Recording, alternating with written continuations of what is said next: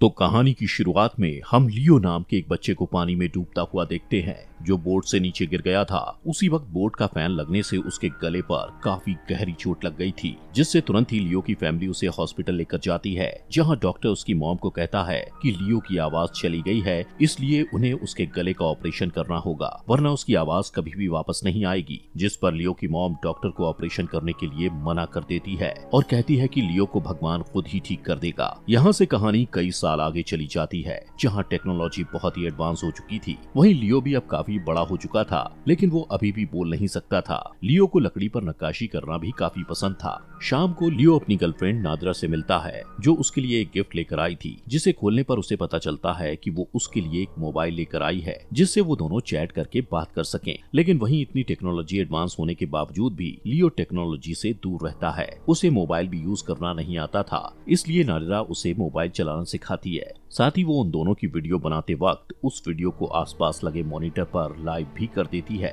ये देखकर लियो मुस्कुराकर शर्माने लगता है। वो दोनों इस रोमांटिक मोमेंट को काफी एंजॉय करते हैं। इसके बाद वो दोनों एक स्ट्रिप क्लब में जाते हैं, जहां वो काम करते थे। लियो उस स्ट्रिप क्लब में बारटेंडर की जॉब करता था, वहीं नादरा उसी क्लब में वेट्रेस थी। लियो बार में नादरा को एक छोटी सी लकड़ी पर उसके द्वारा नक्काशी की गई स्टारफिश देता है, जिसे देखकर नादरा उसे कहती है कि अगली बार वो उसके लिए सी हॉर्स बनाए। इतना कहते हुए वो कस्टमर्स को ड्रिंक सर्व करने के लिए चली जाती है, लेकिन ड्रिंक सर्व करते वक्त सटू नाम का कस्टमर उसे एक गंदा कमेंट करता हुआ गलत तरीके से उसे छूने लगता है। तभी लुबा, जो वहीं उसी बार में काम करता था और नादरा का फ्रेंड था, वो भी ये सब देखकर नादरा को बार से बाहर ले जाता है। लुबा नादरा से पूछता है, क्या तुमने पैसों का इंतजाम किया? जिस पर वो कहती है कि अभी मेरे पास इतने पैसे नहीं है जितने मुझे जरूरत है, और ना ही अभी तक मैंने अपने पास के बारे में लियो को बताया है। इसके बाद नादरा वापस से बार के अंदर जाकर अपना काम करने लगती है, लेकिन तभी फिर से सटू आकर उसे बैड कमेंटिंग करता हुआ गलत तरीके से छूने लग जाता है। लेकिन इस बार लियो गुस्से में सटू को गर्दन से पकड़कर बाथरूम में ले जाता है।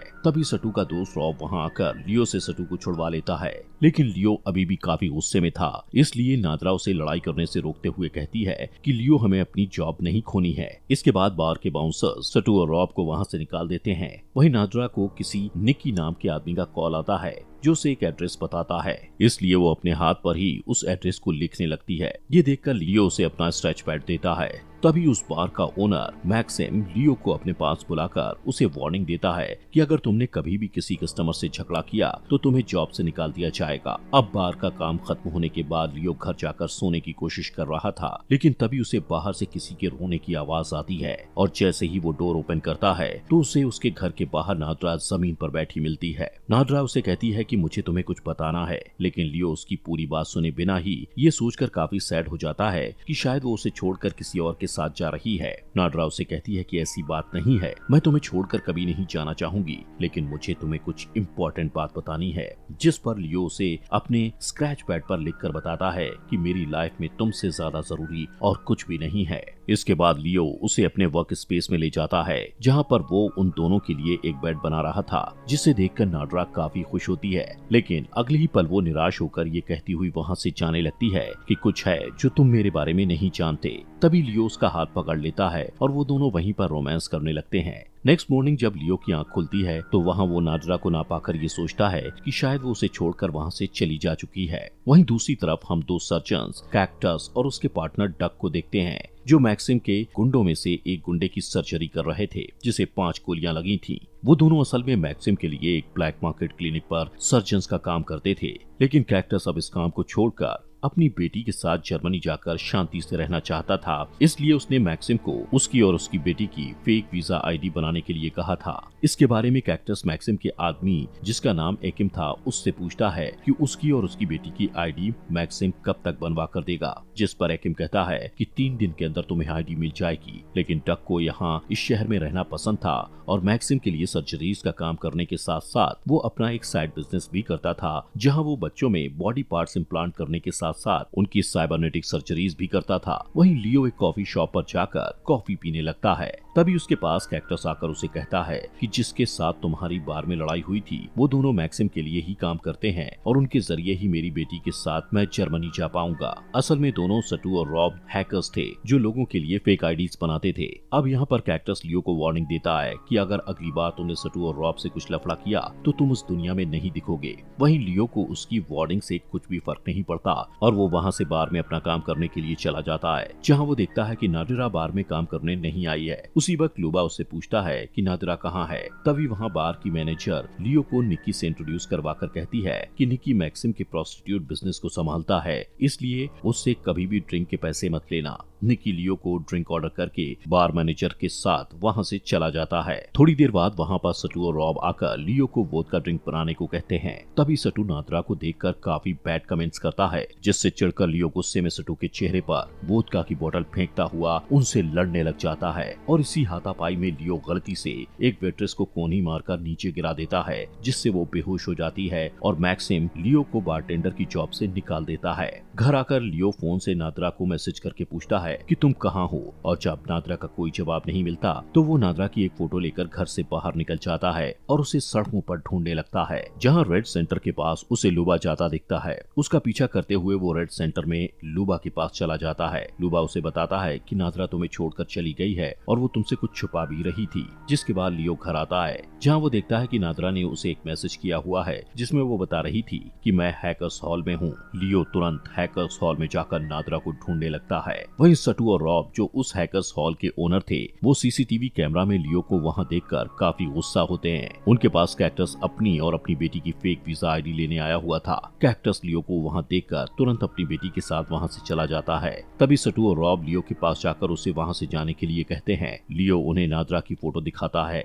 लेकिन वो उसे कहते हैं कि हमें नादिरा के बारे में कुछ नहीं पता और उस पर काफी गुस्सा करते हुए उसे वहाँ से जाने के लिए कहते हैं। लेकिन अचानक लियो को याद आता है कि नादिरा ने उसके स्क्रैच पैड पर कुछ लिखा था, जिससे वो तुरंत वहाँ पड़े एक चारकोल को स्क्रैच पैड पर उसी पेज पर घिसने लगता है। तभी वो देखता है कि नादिरा ने किसी ओसवाल्ड नाम के व्यक्ति का एड्रेस लिखा था। वो तुरंत ओसवाल्ड के एड्रेस पर पहुंचकर डोर नॉक करता है। ओसवाल्ड के डोर ओपन करते ही वो बिना कुछ पूछे ओसवाल्ड के घर के अंदर घुसकर नादिरा को ढूंढने लग जाता है, जहाँ उसे एक दीवार पर बहुत सारी लड़कियों की फोटोज लगी हुई मिलती हैं, जिनके साथ ओसवाल्ड रातें रंगीन कर चुका था। लेकिन उन्हीं फोटोज में लियो को एक ऐसी फोटो मिलती है जिसमें नादिरा का नाम लिखा हुआ था, लेकिन वो फोटो इतनी डार्क थी कि उसमें नादिरा का चेहरा ठीक से दिखाई नहीं दे रहा था। लियो को ऐसा करते देख ओसवाल्ड को लगता है कि लियो निकी के लिए काम करता है और आज उससे पैसे लेने उसकी जगह लियो आया है। इसलिए वो लियो को पैसे देकर कहता है कि नादिरा एक कॉल गर्ल है और मैंने उसके साथ बहुत मजे किए थे। ये सुनकर लियो को गुस्सा आता है और वो ओसवाल्ड को गर्दन से पकड़कर बेड पर लिटाकर पैसे उसके मुंह में ठूंस देता है और वहाँ से निकल जाता है। यहाँ पर लियो को ओसवाल्ड की बातों से समझ आ गया था कि निकी मैक्सिम की प्रोस्टिट्यूट्स को दूसरे क्लाइंट्स के पास भेजकर उनसे पैसों की कमीशन लेता है। वहीं दूसरी साइड कैक्टस डक के साथ बॉलिंग एले में आया हुआ था, जहाँ कुछ स्कूल गर्ल्स को देखकर डक उन पर बैड कमेंट्स करता हुआ कैक्टस से कहता है कि तुम्हारी बेटी भी अब बड़ी होने लगी है। उसकी इस वाहियात बात पर कैक्टस को गुस्सा आ जाता है और उसके हाथ को बॉल से दबाकर कहता है कि आगे से मेरी बेटी के बारे में ऐसी घटिया बात मत कहना। डक कहता है कि मैं तो सिर्फ मजाक कर रहा था। इसके बाद डक कैक्टस के साथ रेड सेंटर चला जाता है, जहां वो एक लड़की को रूम में ले जाता है। वहीं कैक्टस अपनी बेटी जोसी के साथ वहां आया था और उसे कहीं पर अर्जेंट काम से जाना था, इसलिए वो तान्या नाम की एक प्रोस्टिट्यूट को उसकी बेटी के पास बैठाकर उसका ध्यान रखने को कहता है और वहां से चला जाता है। वहीं रास्ते में लियो को फोन पर नादिरा का मैसेज मिलता है, जिसमें नादिरा ने उसे कुछ रेड सेंटर की फोटोज सेंड की थी। अब लियो जैसे ही रेड सेंटर पहुंचता है तो वहां वो निकी को देखता है, जो तान्या और कैक्टस की बेटी जोसी को टैक्सी में बैठाकर कहीं जाने लगता है। तभी लियो भी एक कार को चुराकर किसी तरीके से उसे स्टार्ट करके उनका पीछा करता है। कुछ देर बाद निकी तान्या और जोसी को एक रेस्टोरेंट लेकर जाता है। उनके पीछे पीछे लियो भी उस रेस्टोरेंट में चला जाता है। लियो देखता है कि जोसी एक स्क्रैच पैड पर एक बेयर बना रही थी, जिससे वो जोसी के पास बैठकर अपने स्क्रैच पैड पर भी कुछ ड्रॉ करने लगता है। लेकिन थोड़ी देर बाद निकी लियो को वहाँ देखकर उस पर गुस्सा करता है कि तुम यहाँ क्या कर रहे हो। निकी तानिया को कहता है कि जोशी को वहाँ से लेकर चली जाओ और वो जाने लगते हैं। तो लियो जोशी को वो ड्राइंग देता है जिसमें उसने उसके लिए एक बेयर के साथ उसका एक छोटा बेबी बेयर बनाया हुआ था। उनके जाने के बाद लियो निकी के पास आकर उसको नाडरा की फोटो दिखाता है, जिस पर निकी कहता है कि नाडरा मेरे साथ काम नहीं करती और मुझे उसके बारे में कुछ भी नहीं पता। तभी लियो से नाडरा की वो डार्क फोटो दिखाता हुआ गुस्से से इशारा करते हुए पूछता है कि नाडरा कहाँ है, जिस पर निकी को भी गुस्सा आ जाता है और वो उस रेस्टोरेंट के सिक्योरिटी गार्ड्स को कहता है कि आदमी मुझे तंग कर रहा है, इसलिए इसे यहाँ से बाहर निकाल दो। लेकिन सिक्योरिटी गार्ड्स लियो को कुछ नहीं कहते। लियो स्क्रैच पैड पर लिखकर उससे कहता है कि क्या तुम्हारे बॉस मैक्सिम को पता है कि तुम उसकी प्रोस्टिट्यूट्स को दूसरे क्लाइंट्स के पास भेजकर उनसे कमीशन लेते हो, जिस पर निकी थोड़ा घबरा जाता है। वहाँ से जाने से पहले लियो ऑसवाल्ड के दिए हुए निकी के पैसे निकी के सामने उसकी टेबल पर फेंक देता है और वहाँ से निकलकर वो एक स्विमिंग पूल में जाता है। लियो नाडरा को ढूंढ नहीं पा रहा था, इसलिए वो अब काफी परेशान हो गया था। तभी वहाँ एक लड़के को फोन पर बात करते देख उसके दिमाग में एक आइडिया आता है। वो जल्दी से नादरा का नंबर ट्रैक करने के लिए फूड वेंडिंग मशीन के पास जाकर मशीन में नादरा का नंबर टाइप करने लगता है, लेकिन फूड वेंडिंग मशीन उसे नंबर को बोलकर बताने को कहती है, जिस पर लियो वहीं खड़े एक आदमी को जो गेम खेल रहा था उसको इशारा करके समझाता है कि मैं बोल नहीं सकता, क्या आप मेरी हेल्प करेंगे। वो आदमी नंबर को बोलकर मशीन को बता देता है, लेकिन मशीन नादरा के नंबर को ट्रैक नहीं कर पाती, लेकिन डिस्प्ले पर एक एड्रेस शो करती है। लियो उसी वक्त उस एड्रेस पर जाता है जहाँ उसे एक लेडी अपार्टमेंट में ले जाती है। वहाँ वो अपनी विग उतार देती है, जिससे लियो को पता चलता है कि वो तो लुबा है। लियो यहाँ पर समझ जाता है कि उस डार्क फोटो में नादरा नहीं बल्कि लुबा ही था। तभी लुबा उसे बताता है कि नादरा को पैसों की बहुत जरूरत थी, इसलिए मजबूरी में मुझे और नादरा को निकी के लिए प्रोस्टिट्यूट्स का काम करना पड़ रहा था। इतना कहता हुआ लुबा गुस्से में लियो को इलेक्ट्रिक शॉक देकर वहीं बेहोश करके चला जाता है। कुछ देर बाद जब लियो को होश आता है तो वहाँ उसे ड्रोन के द्वारा उसका किया ऑर्डर मिलता है। जैसे ही वो फूड को फ्रिज में रखता है तो वहाँ उसे नादरा की मॉम का नंबर मिलता है। लियो उस नंबर को अपनी डायरी में नोट करके वहाँ से एक लैब में जाकर कुछ फोन बुक्स को उठाकर अपने घर आता है और उन फोन बुक्स में नादरा की मॉम के नंबर से उसका एड्रेस ढूंढने लगता है। वहीं दूसरी ओर मैक्सिम अपने गुंडों के साथ निकी को जख्मी हालत में कैक्टस और डक के पास लेकर जाता है, जहाँ वो कैक्टस को कहता है कि निकी हमसे कुछ छुपा रहा है, इसलिए तुम्हें उसे टॉर्चर करके उससे वो सारी जानकारी पता करनी होगी। मैक्सिम कैक्टस को ये भी बताता है कि तेरी और तेरी बेटी के फेक डॉक्यूमेंट्स कल तक रेडी हो जाएंगे। इतना कहकर वो वहाँ से चला जाता है। उसके जाने के बाद कैक्टस डक के साथ निकी से हिडन जानकारी निकलवाने के लिए उसको टॉर्चर करने लगता है। नेक्स्ट डे कैक्टस डक के क्लिनिक जाता है। अंदर जाने पर वो देखता है कि डक ने चेंजिंग रूम में एक हिडन कैमरा लगा रखा है, जिससे वो छोटी बच्चियों को कपड़े बदलते देखता था। उस कमरे में जाने पर कैक्टस को वहाँ से हिडन कैमरा मिल जाता है। तभी उसे वहाँ दूसरा हिडन कैमरा भी दिख जाता है, जिससे उसे डक पर बहुत गुस्सा आता है। वो जल्दी से दूसरे कमरे में जाकर डक को पकड़कर उसे वार्निंग देता है कि आगे से तू मेरी बेटी से दूर ही रहना और उससे बात भी मत करना। कैक्टस उससे काफी मारता हुआ कहता है कि आगे से तू अपने क्लिनिक पर कभी भी छोटी बच्चियों की सर्जरी नहीं करेगा, जिस पर डक घबराकर उसे कहता है कि मैं आगे से कभी ऐसा नहीं करूंगा। उसी वक्त कैक्टस को मैक्सिम का कॉल आता है, जो उसे कहता है कि तुम्हारे डॉक्यूमेंट्स रेडी हैं, आकर ले जाओ, जिससे कैक्टस इस बात को डक को बताता है और उसके साथ मॉल में पार्टी करने के लिए निकल जाता है। वहीं लियो को नादरा की मॉम के नंबर का एड्रेस फोन बुक पर मिल जाता है और वो तैयार होकर नादरा की मॉम के घर जाता है, जहाँ वो नादरा की मॉम को उन दोनों की वीडियो दिखाता है। नादरा की मॉम उनकी वीडियो देखकर काफी इमोशनल हो जाती है। वो रोते हुए कहती है कि तुम्हारे बारे में नादरा ने मुझे फोन पर बताया था। साथ ही वो लियो को बताने लगती है कि जोशी नादरा की ही बेटी है और कैक्टस उसका हस्बैंड है, लेकिन कैक्टस गलत कामों में लगने की वजह से नादरा को काफी टॉर्चर करता था, इसलिए नादरा पैसे जमा करके अपनी बेटी के साथ किसी दूसरे देश जाना चाहती थी। ये सब सुनकर लियो समझ जाता है कि नादरा के गायब होने के पीछे जरूर कैक्टस का ही हाथ है और उसे जो नादरा के नंबर से मैसेज आ रहे हैं वो नादरा नहीं बल्कि कोई और कर रहा है। दोस्तों यहाँ पर हमें उस दिन की एक छोटी सी क्लिप दिखाई जाती है जिस दिन लियो नादरा को उसके वर्क स्पेस में बेड दिखाने के लिए ले गया था। वहीं पर कैक्टस उन दोनों को छुपकर देख रहा था और उन दोनों के वर्क स्पेस में जाते ही वो लियो के घर जाकर उन दोनों की चाय में बेहोशी की मेडिसिन मिला देता है और वो वर्क स्पेस से वापस आकर वो चाय पीकर बेहोश हो जाते हैं। तो लियो नादरा को उठाकर उसे अपनी गाड़ी में डालकर वहाँ से किडनैप करके ले गया था। अब प्रेजेंट में जब डक और कैक्टस मॉल में पार्टी कर रहे होते हैं तो डक कैक्टस को कहता है कि मैक्सिम के पास डॉक्यूमेंट्स लेने जाने से पहले हम रेड सेंटर चलेंगे, जिस पर कैक्टस मान जाता है और वहाँ से रेड सेंटर जाने लगते हैं। वहीं कैक्टस चलते चलते एक शॉप से बिना पे किए कुछ खाने का उठाकर खाने लगता है। उसी वक्त डक कैक्टस को बताता है कि मैं कई दिनों से नादरा के फोन से लियो को टेक्स्ट मैसेज करता आ रहा हूँ, क्योंकि तुम हर बार मुझ पर गुस्सा करते हो। उन दोनों की बातचीत के दौरान वहाँ मॉल का एक सिक्योरिटी गार्ड आकर कैक्टस को कहता है कि आपको इस खाने के लिए पे करना होगा। अब कैक्टस को डक की बात पर गुस्सा आ रहा था, लेकिन ये गुस्सा वो सिक्योरिटी गार्ड पर उतार देता है और उसे जान से मारने की धमकी देता है। ये देखकर डक कैक्टस को शांत होने के लिए कहता है, लेकिन तभी कैक्टस डक को एक जोरदार पंच मारता है, जिससे डक के होठ से ब्लड निकलने लगता है। वो कैक्टस के इस बिहेवियर से काफी सैड था। वो दोनों वहाँ से रेड सेंटर जाने लगते हैं। वहीं दूसरी तरफ लियो अपने घर आकर नाड्रा के फोन पर मैसेज करके पूछता है कि कैक्टस मुझे कहाँ मिलेगा, जिसके रिप्लाई में डक लियो को बताता है कि कैक्टस मैक्सिम के बार में है। और ये देखकर लियो एक बेड बीम को उठाकर मैक्सिम के बार में जाने लगता है। वहीं डक और कैक्टस रेड सेंटर चले जाते हैं, जहाँ पर डक दो लड़कियों को रूम में ले जाता है। तभी कैक्टस को मैक्सिम की कॉल आती है और वो उससे कहता है कि अपने डॉक्यूमेंट्स ले जाओ, जिससे कैक्टस अपनी बेटी के साथ ही मैक्सिम के पास जाने के लिए निकल पड़ता है। वहीं लियो मैक्सिम की बार में पहुंच जाता है, जहां वो सबसे पहले बाहर वाले बाउंसर्स को मारता है और फिर अंदर जाकर काउंटर पर खड़े आदमियों को पीटने के बाद बार के अंदर घुसकर एक और बाउंसर को मारता है।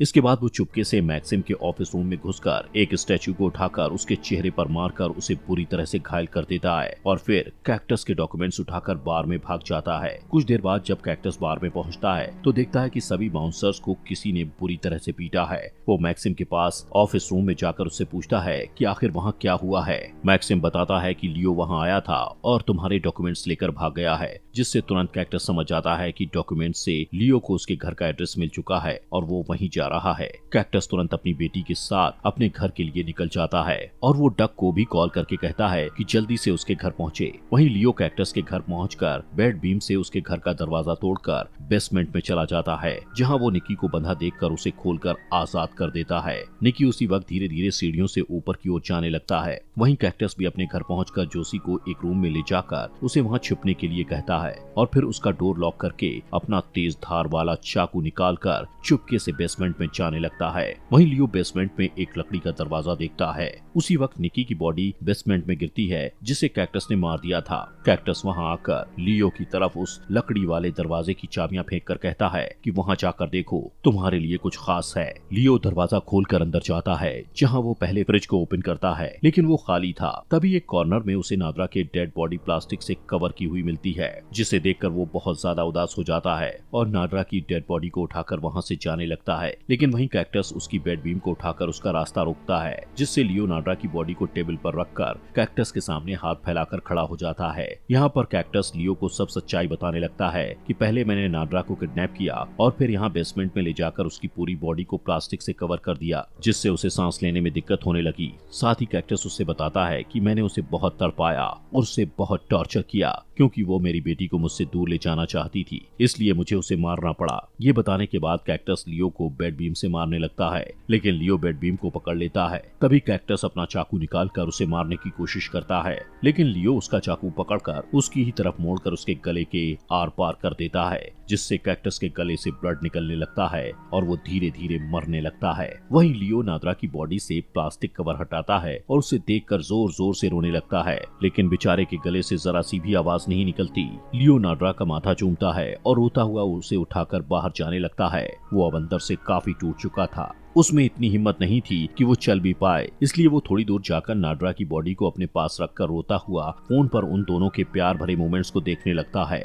वहीं उधर कैक्टस के घर पर डक पहुंचता है, जो एक कमरे में जोशी को लॉक देखता है और फिर बेसमेंट में जाने पर कैक्टस के गले में चाकू को आर पार देखकर हैरान हो जाता है, लेकिन वो उसकी मदद करने के बजाय उसे कहता है कि तुमने मेरे साथ बहुत बार बदसलूकी की है। इसलिए डक उसकी मदद किए बिना ही वहां से जाता हुआ स्क्रीन को उसकी तरफ मोड़ देता है, जिसमें जोशी के रूम का कैमरा लगा हुआ था। डक जोशी के रूम में जाकर जोशी को उठाकर वहां से निकल जाता है। ये देखकर कैक्टस समझ जाता है कि आगे जाकर डक उसकी बेटी के साथ गलत काम करेगा और उसकी वहीं मौत हो जाती है। वहीं डक लियो के पास जाकर उसे लात मारकर बेहोश कर देता है और फिर उसे अपनी क्लिनिक पे ले जाता है, जहां उसके गले में एक इलेक्ट्रॉनिक वॉइस बॉक्स लगाने लगता है, क्योंकि वो उसके मुंह से सॉरी सुनना चाहता था। उसके गले में इलेक्ट्रॉनिक वॉइस बॉक्स फिट करने के बाद वो लियो को सॉरी बोलने को कहता है, क्योंकि उसने जोशी को अनाथ कर दिया था। वहीं लियो की कंडीशन काफी खराब होने की वजह से उसके मुंह से एक शब्द नहीं निकलता। ये देखकर डक गुस्से में उसे टॉर्चर करने लगता है। नेक्स्ट डे मॉर्निंग में डक लियो को गाड़ी में बैठाकर कहीं पर जाने लगता है। रास्ते में वो उसकी मुलाकात जोशी से करवाता है। थोड़ी देर बाद वो एक ब्रिज पर गाड़ी ले जाकर रोक देता है और लियो को वहाँ पर एक बेंच पर बैठाकर ब्रिज पर लगे ताले को खोल देता है। इसके बाद वो लियो को गुस्से में उठाकर उसके मुंह से कैक्टस को मारने के लिए सॉरी बोलने को कहता है। तभी लियो एक गहरी सांस लेकर डक को उठाकर पानी में कूद जाता है। पानी के अंदर लियो डक को कसकर पकड़े रखता है और वो उसे तब तक नहीं छोड़ता जब तक डक की मौत नहीं हो जाती। और जैसे ही डक मर जाता है तो लियो पानी के ऊपर आकर स्विम करने लगता है। वहीं ब्रिज के ऊपर खड़ी जोशी लियो से पूछती है कि लियो क्या तुम ठीक हो, जिसे देखकर लियो डर जाता है और उसे ब्रिज से दूर हटने का इशारा करता है। लियो उसे बोलकर बताने की कोशिश करता है, जहां पर वो पहली बार बोलता है कि जोशी ब्रिज से दूर हट जाओ। पहली बार अपनी आवाज सुनकर वो खुद भी हैरान था। तभी लियो जोशी के पास ऊपर ब्रिज पर जाता है, जहाँ पर जोशी उसे कहती है कि तुम्हारी आवाज काफी फनी है, जिस पर वो दोनों हंसने लगते हैं। लियो जोशी को कहता है कि मैं तुम्हें तुम्हारी नानी के पास ले जाऊंगा, जो तुमसे बहुत प्यार करती हैं। वहाँ से लियो जोशी के साथ एक होटल में कुछ खाने के लिए जाता है, जहाँ लियो जोशी के हाथ में एक ब्रेसलेट देखता है, जिसमें उसके द्वारा नक्काशी की गई लकड़ी के डिजाइन्स थे जो उसने नाडरा को दिए थे। तभी लियो जोशी को एक और सी हॉर्स वाला डिजाइन देता है जो उसने नाडरा के लिए बनाया था और यहीं पर ये अमेजिंग मूवी खत्म हो जाती है। दोस्तों, हमारे फॉक्स एक्सप्लेनर हिंदी चैनल को सब्सक्राइब करना मत भूलना।